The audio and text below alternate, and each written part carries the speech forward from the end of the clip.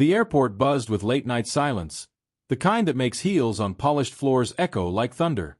He walked alone, no bodyguards, no cameras. Just a slate-gray suit and a briefcase worth more than most knew. Victor Ellison didn't need to speak to command a room. His presence did that for his. But in seconds, 2 airport cops turned quiet dignity into chaos. They saw a black man with authority, and chose suspicion over sense. What happened next? The world saw it. And it wasn't just an arrest. It was a reckoning. One that would ripple across the nation. Ready to find out why?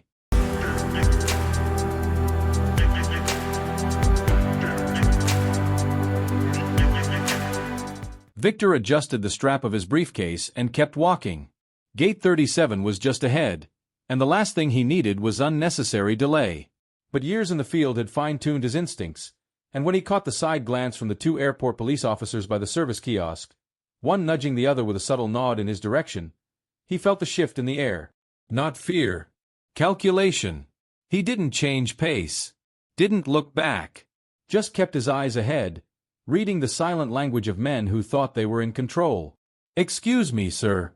Traveling alone tonight?" Victor stopped. Slowly turned. "Yes. Mind telling us where you're headed? Is there a problem?" His voice was low, calm, unshaken.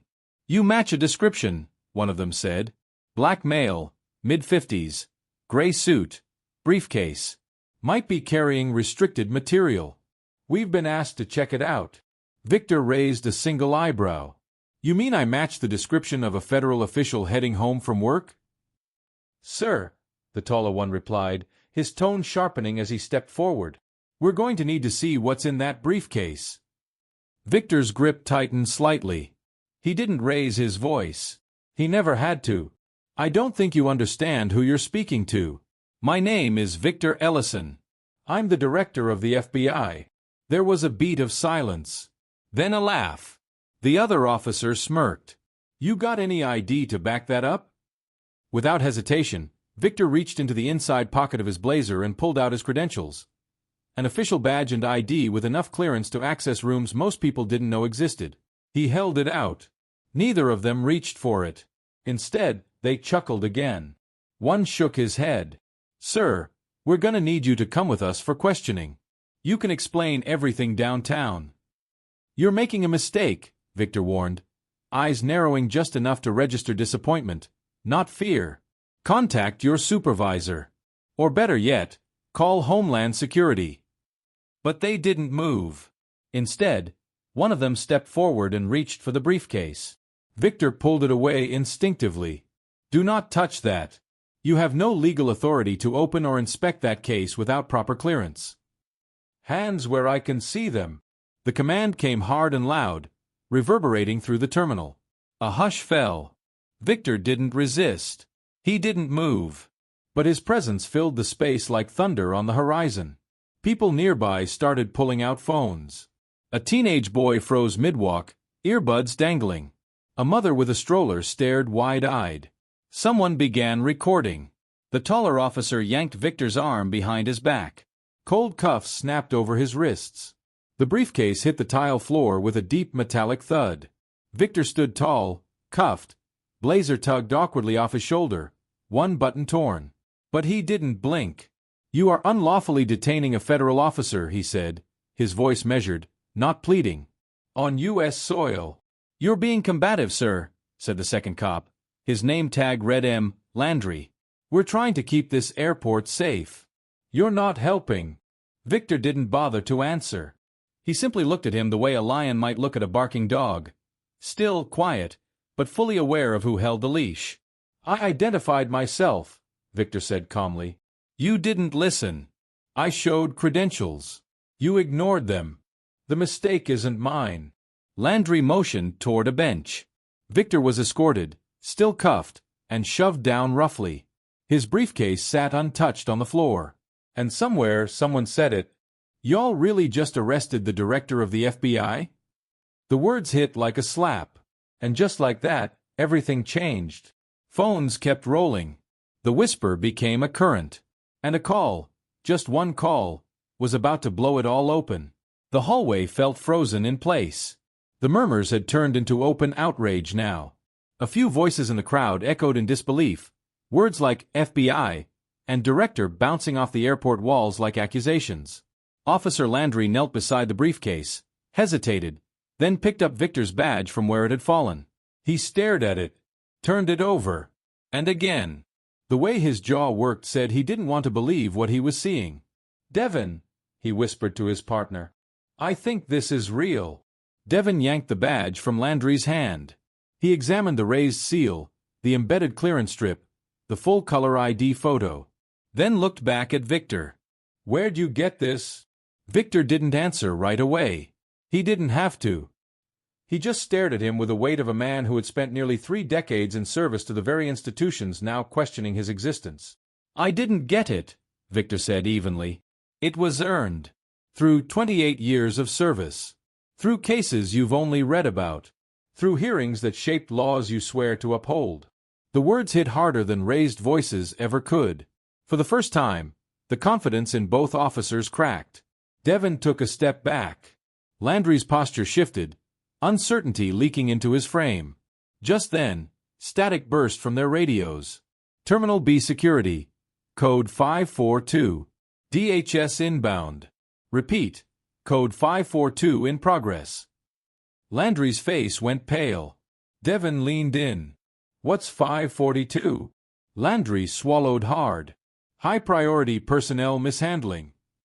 Suddenly, Victor's words, previously dismissed, landed like lead. The room seemed to hold its breath. Landry fumbled for the handcuff keys. Dropped them once. Picked them back up. "Sir, this was just protocol." Victor stood without a word as the cuffs fell away. He rubbed his wrists, red with pressure marks. "Stop calling me so like it undoes everything you just did." Devin reached for the briefcase, offering it with a trembling hand. Victor didn't take it. "You don't touch classified materials without the proper clearance. Ever." And that was when the agents arrived. 4 of them. Dark suits. DHS badges. The lead agent moved fast, eyes scanning, hands on his earpiece. "Director Ellison?" he asked urgently. "I'm fine," Victor replied. "They're not." The agent turned to the officers. "You put your hands on him?" Devin opened his mouth to explain, but it was too late. "Stand down. Right now." Landry backed away, one hand instinctively reaching toward his radio. His face said it all. He finally understood. They hadn't just cuffed a black man in a suit. They had cuffed the wrong black man in a suit, and the whole country was watching. Homeland agents swept in, efficient and wordless. One took a statement from a TSA supervisor, who had arrived late, pale-faced and furious. Another ran a biometric scan on Victor to confirm what no one had believed. Around them, the crowd grew still. They weren't just observers anymore. They were witnesses. "I want every angle of footage from this terminal," said the lead DHS agent. "Surveillance, body cam, phones. I want the incident documented and reported to Internal Affairs before these 2 clock out." Victor didn't need to say anything. He didn't look back. Didn't correct. Didn't forgive. He picked up his own briefcase, dusted it off, snapped the latch shut, and walked away, head high, wrist sore, history watching. And behind him, 2 officers stood broken not by force, but by truth. Victor sat in the back of the black SUV as it pulled away from Reagan National, his face unreadable, his hands still bearing the faint red outlines of steel. The city outside blurred, headlights blending with the hush of late-night traffic. His escort from DHS sat beside him, silent. Not because he didn't know what to say, but because he understood that this wasn't the moment for noise. Waiting for him inside the SUV was Agent Ramon Alvarez, his lead detail and longtime shadow. Ramon's usual tone was brisk, clipped, but tonight, his voice softened with restrained concern. "Are you hurt, Director?" "No," Victor replied, his voice low. "But I'm tired." He leaned his head back, eyes closed for just a moment. Not in weakness but in weight. He had carried years like this.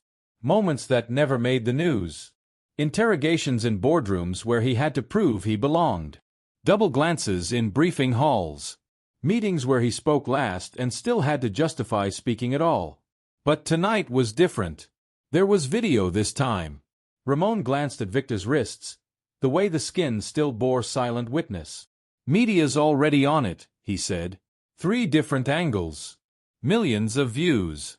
Internal Affairs has quarantined the officers. The White House's liaison called twice. Victor didn't react. Instead, he looked out the window again. Let them talk. I've said nothing. Ramon hesitated, then asked the question that had been hanging in the air since they left the airport. Do you want a press conference? Victor was quiet for a long time. Then, Schedule 1. Tomorrow morning. I'll write the statement myself. Ramon nodded. It wasn't vengeance. It wasn't about turning pain into power. It was about clarity, making the world see what so many still refuse to. That being the director of the FBI didn't make him immune. That credentials didn't erase assumptions. That even at the highest level of service, you could still be seen as a threat before you were seen as a man. The next morning, the press room in FBI headquarters buzzed with restrained chaos. Cameras lined the back wall. Reporters whispered, glancing down at their notepads, wondering how a man who had just been detained in public, humiliated without cause, would respond. Victor walked in at exactly 9 o'clock. No entourage. No cue cards. He stood behind a podium bearing the FBI seal, his suit crisp, his posture composed. The room fell silent. I won't waste your time, he began. You've seen the footage. He let the silence stretch for a moment. Not dramatic. Intentional. Last night, I was handcuffed and detained at Reagan National Airport by 2 officers. I identified myself clearly. I offered my credentials. I complied without resistance. But it didn't matter. He placed both hands flat on the podium. Firm but not clenched. This isn't the first time something like this has happened. And it probably won't be the last. But that's not the tragedy. The tragedy is that in 2025, for many people, power still doesn't look like me. Another pause. Not for effect, but for breath. I'm not here to destroy careers. I'm here to dismantle the systems that make moments like this possible. I don't want apologies. I've already had those. I want better training. I want accountability. I want the next black man walking through a terminal with a briefcase to be seen as a professional, not a suspect. He scanned the room. No one moved. My goal today is not revenge. My goal is reform. Because if all we ever learn is after we've been shamed, then we haven't learned anything at all. He stepped back from the mic. No sound. Just reverence. A reporter raised a hand. Director Ellison, do you believe your race played a role in the events last night? Victor didn't blink. If I had the same briefcase, the same credentials, the same composure, but a different face, I'd have made it to my car in under 5 minutes. The questions came. He answered them all. Direct. But never passive. He didn't flinch, because he never had. And as the press conference ended, his final statement wasn't for the cameras. It was for the people who had lived their whole lives between assumptions and suspicion. I'm not asking for exceptions. I'm demanding expectations. Of dignity, of respect, of fairness. Not just for me. For all of us. And then he left. No retinue. No applause. Just the quiet echo of his footsteps against the marble floor, as if the silence itself had finally decided it was time to listen. The conference room at the Department of Justice was deliberately plain. No flags, no cameras, no audience. Just one long wooden table, a pitcher of water, and 3 chairs arranged without ceremony. Victor arrived alone, sleeves rolled, briefcase in hand, and eyes like stone. He didn't wait for them to stand. He didn't need to. Devon sat rigid, arms crossed, his jaw set like a man who had lost something but didn't know what. Landry looked worse. Hollow-eyed, bags under his lids, fingers drumming the table like he needed something to say but couldn't find it. Victor didn't sit. I'm not here to yell, he began, voice low and clipped. I've done enough of that in rooms like this. I'm here because sometimes a conversation hits harder than a courtroom ever will. He opened the folder he carried and laid out 3 photographs, one by one. This is me at 29. My first day at Quantico. He placed another. This is me at 34. After my first undercover case. 2 years. No support, no net. The kind of assignment most people don't come back from. And then the third. This is my father. Civil rights attorney. Fought in the South when marching could get you killed. He told me systems could change. Yesterday, you told him he was wrong. Devon flinched. Landry looked away. You thought I didn't belong because I didn't fit the story in your heads. The problem isn't that you didn't believe me. The problem is that you believed something else. Something worse. Victor finally sat. Calm, composed, surgical. Power doesn't wear one face. It doesn't speak one accent. It doesn't belong to one color. If you wear a badge, your first instinct doesn't get to be suspicion. It has to be service. That's the job. That's the promise. Landry tried to speak, but the words collapsed before they reached his mouth. Devon swallowed, said nothing. Victor stood again, gathering his photos back into the folder with a quiet precision that somehow made the silence sharper. You made a choice based on an assumption. That's human. But wearing that uniform, that demands more than human. It demands better. He didn't slam the folder. He didn't raise his voice. He just walked out. And behind him, the 2 officers remained, no longer just wrong, but changed. Because in that quiet room with no spotlight, Victor hadn't humiliated them. He'd educated them. And the echo of what he said, what he didn't need to shout, would last longer than any punishment ever could. The next morning, the press room at FBI headquarters was standing room only. Every seat filled, every camera trained on the sleek podium beneath the bureau's seal. There were no flags waved. No dramatic music. Just a man in a dark blue suit, freshly pressed but understated.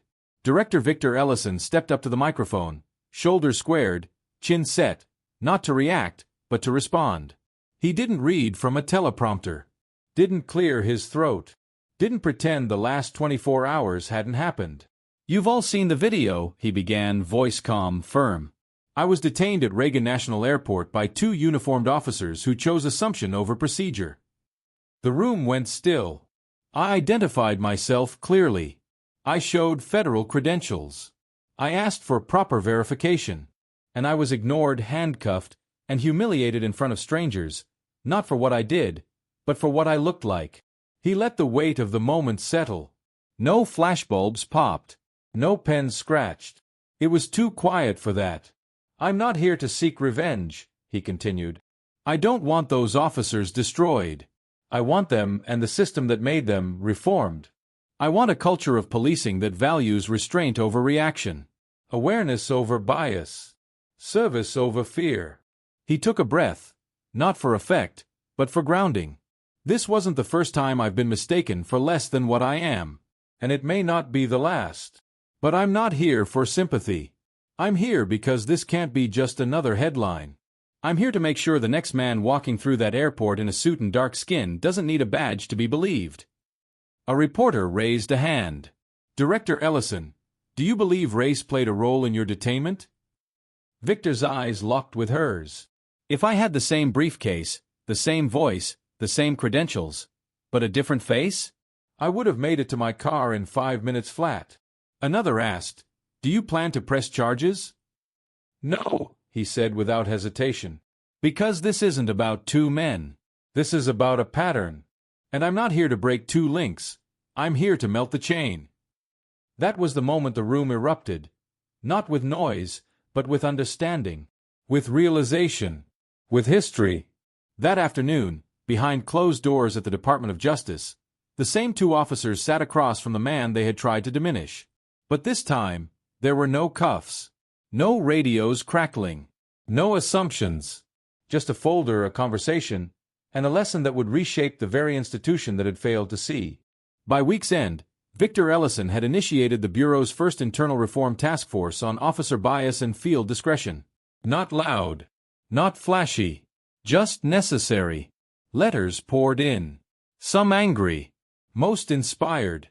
One in particular, from a retired Ohio police chief, read, "You made me realize I've spent my life thinking racism lived in other men. Not me. I was wrong. I'm starting over." Victor folded that letter and slipped it into the back of his briefcase. Not to frame, but to remember.